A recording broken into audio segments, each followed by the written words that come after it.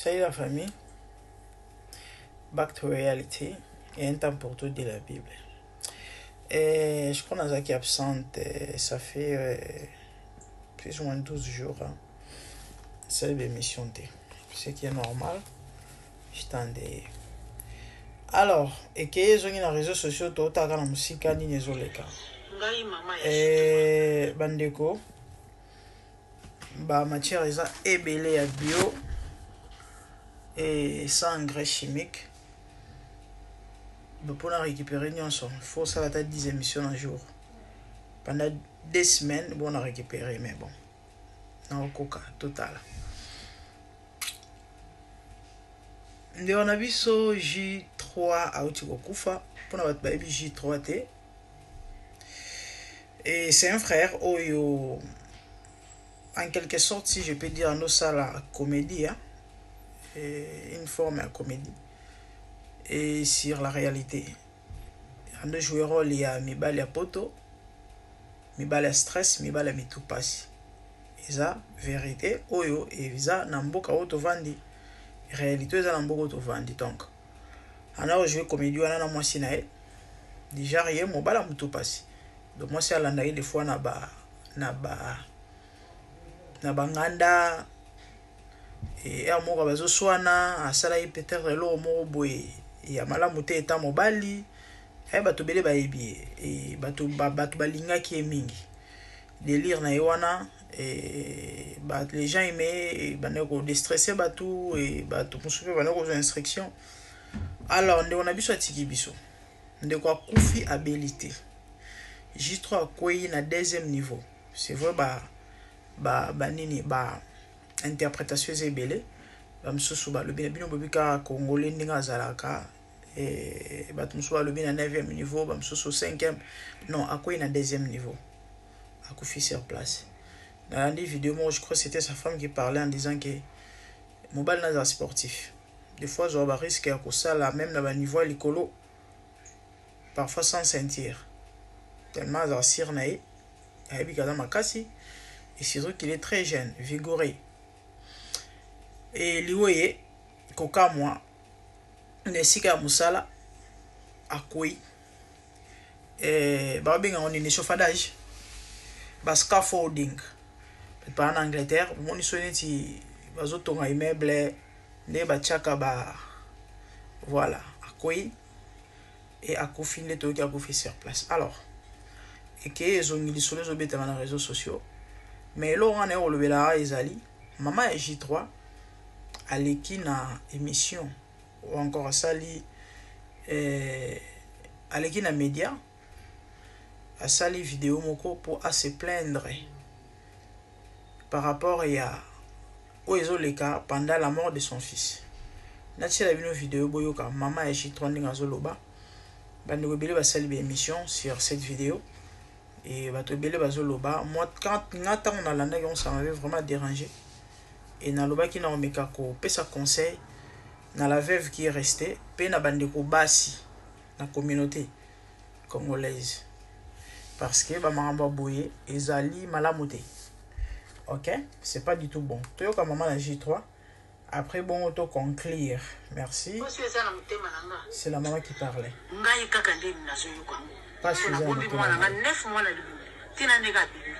Mwana nga kufi na yoki sangu kuti ya maladi te brise waka bon mwana kufi na moni video ya kufi koyela kite na moni video bakotisele na morgue te donc jusqu'à présent nous comprendre des années si comme moi si atiki Christelle oko benge boye azoya ma téléphone te docteur apekisiye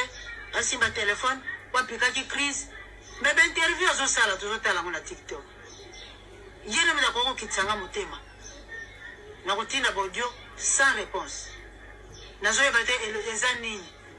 mwana cousin nga za kuna azana Bordeaux il fallait koma kuna bakutana bango basolola basa lokola yazo simba téléphone te yala ndela makamuni give me a second please no stop doing that c'est adresse pour banda ki adresse wani zo pesa mate lobi na tongo na meki bona sur Christelle yebisi ngazo kende rendez-vous I said wait muyeke azalaki na mikanda te papa azokende ya yebite ngabi ndenge nyonso kolekala kona yebisa ngai me yepesa nde fiston adresse nazopesa adresse sikoyo kaka apesi te akei pa bengi te tobengi ezoleka te nazo comprendre te juste eza nini nga nasi na perdre nasaki na lisu nanga moko wana naboti bana nanga basi moko kaka wana onga nasalaki effort akoma ntina niveau wana po bandeko na basi bazala bien ngai moko mpe nazala bien lelo nga natikali nakomi donc nazoyoba kutu ndenge nakoko explike te alors nazwaka mpe suite ya matanga ya mwana nanga nazozwa te nayebisaki Christelle na audio oyo akufi azalaki mwana na yo te mazalaki mobali na yo soki mobali akufi makambo ezalaki ebele linga tosololaka na nga naza nsima na yo po tikali na ngai moko ndoyi na nga po bobotele nga ndoyi na baleki na nga nakosepela bana wana bakola malamu ta mosusu bakosalanga kutu makambo koleka oyo papa na bango alinga sala mais Christelle azo comprendre nga te nakomi na likanisi sikoyo bazwa na bango ebembe wana bakunda na bango basala na bango nyonso bango moko lokola bango bato babotelaka nga mwana na ngai bango bato bakomisaki na poto ebembe wana ekoma nango ya bango nakotuna lisusu te mpe nakopekisa fiction akende kaka lokola camarade basala nyonso bango kosala bakunda basala moto apesa ngai kutu suite te mpona sina pe bande obota niveau il y a même pas moyen aussi sa vidéo parce qu'elle est moulai je crois boyoki nyonso commentaire obakisi eza te moto akufeli mwana na ye bandeko fils unique abotami na bandeko kaka ya basi ye mwana mobali mama akoluka zwa bacompte randi makambo nini ezoleka kuna ezokende ndenge nini moto akopesa ye suite aza te mwasi ali kosola na ye te mwasi defantike ali kosola na ye te leki ya J3 azalaka so na Bordeaux bapesa ye adresse bali kopesa ye adresse te donc ebembe ya bato bakangi famille eyeba eloko te nayebi te makambo boye bomona yango wapi ebozoka nde mama azoloba nayebi te namoni bato ebele bareagir nayoki bato mosusu balobi ke certainement mbongo assurance ekobima et yango peut-être moi c'est ça la bongo po angola nyonso ye moko soki eza ndenge wana parce que eza na sens te eza na sens te naloba na ndeko Christelle bien mal aki eprofitaka te ata lelo mbongo yango assurance ozozela ozwi yango po lia yo moko eosala eloko te mpo kosala nango eloko te ya liboso ndenge mama wana bota mwana na azoloba bongo eoza na avantage na yo te omitia en même temps na danger parce que soki eza famille oyo sorcellerie ezali ozotia bana na yo en danger bimbongo babien matériel tout ce que vous voulez na mokili tokutango na mokili mutu alukaka mbongo mutu asalaka mais mbongo osala mutu te nayebi te pour quelle raison okolinga kosola na mama ote opesi basuite ya liwa ya mwana na ye ka ndenge alobi wana ye aperdre mwana nika moko ya mobali azonga so te aorekipere so mwana na te na age akomi na wana aobota so te po abota mwana mosusu ya mobali mais yo Christelle to uta kobosa na J3 parce que oko se remarier obala mobali mosusu to bandu peso bilenge ezoseka misu likolo na cadre sentiment obosa na kozala na mobali mona kombo ya J3 c'est très méchante kosala babiloko aboye nalobi malheureusement ngonge pusani mwana loba mamnyonso na nalobi eza te généralement to se plaignaka surtout biso ba africain ba belle mère bazala ba mabe ba belle mère bazala mitema mabe ba belle mère bazala bandoki ba femme de nuit ya bana na bango sikoyo belle fille ya lolenge ya boye que dire eza mawa eza passé récemment otolanda ndeko mona live alobi alinga mwasi asalaka même mambo mibali musu basalaka te tina niveau kosukola ba sous-vêtements ya mwasi na ye donc c'est clair que c'est une femme sale o antasaka ba caleçon mais mobali azwa yango azwi atie na so atie mai anikaka mais soki kaka yoki azosola na bandeko na ye mwasi motema ebebi so alobi ka naleki nde na téléphone je t'aime mwasi alobi ke no femme de nuit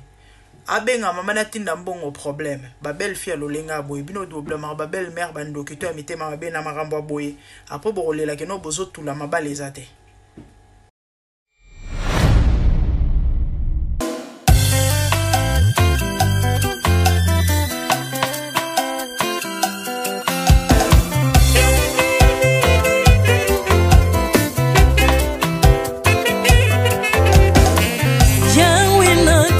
na mokili oyo namoni te natangi na histoire ya monde namoni te naluki nayemba pete toze po passer Seigneur je n'ai pas pris non plus entendu parler oya kokalala yo Yesu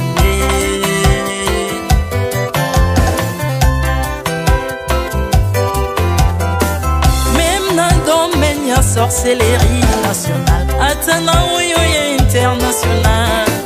papa na yo kisangwa banzamba mokili oyo mokota kufa se kwa lokola yo Yesu nanya voyage lokola yo nanya wakoka nino ya wanzambe uni masomo ya ekusu ponanga okufose kwa poyo zali nzambe Yesu Zambe moneno kitana se olata nzoto poyo bikisanga okitana se pozwe sikananga ofuta nyongo na nzambe nanga Yesu ozali Nzambe onkote ya okani na yo ozali Nzambe obongwani te Yesu Yesu ozali Nzambe onkote ya okani na yo ozali Nzambe obongwani te Yesu Yesu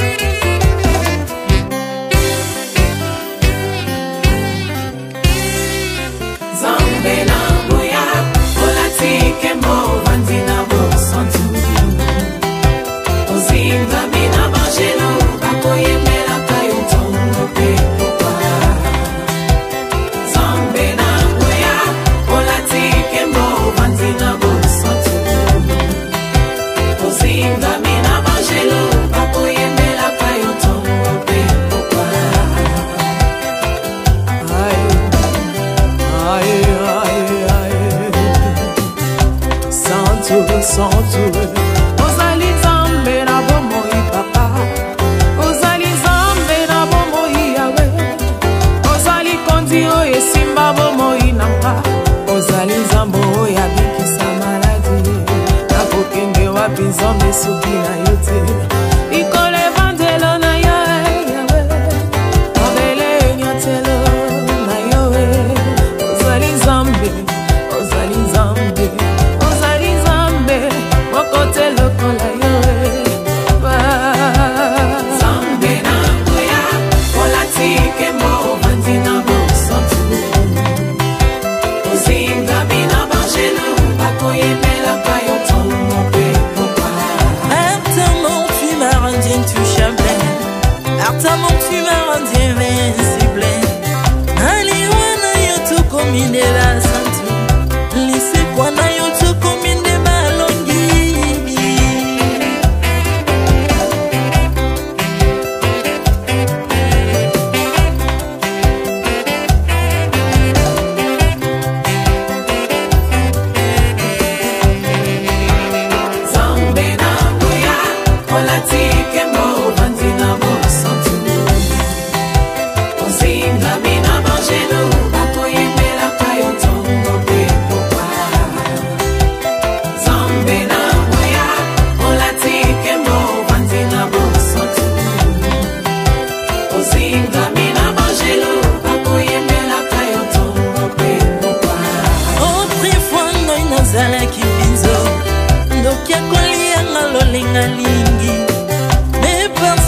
se métamorphosé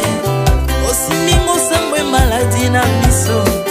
Olingo baby naza toxiqué grâce à lui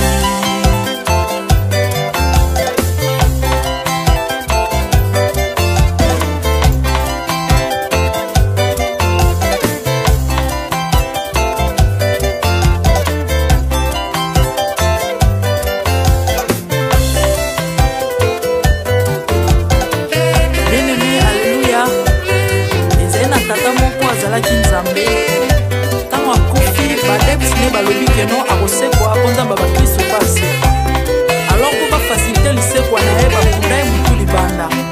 to ntango akolamuka abima akende mbala moko mais comme nzambe na biso alinga kokambola gloire na moto te lobi nango na ntongo baya kokuta bangulu basepelisa mutu ya nzambe na bango yango bien aimé bato wana bakoma oyo biso toliaka ngulu te po milimo mabe ekotaka na ngulu mais soki bino boliaka ngulu te po milimo mabe ekota na ngulu bomelaka mai te po milimo mabe ekotaka na mai yango tokumisa nzambe po akufa asekwa avandi na loboko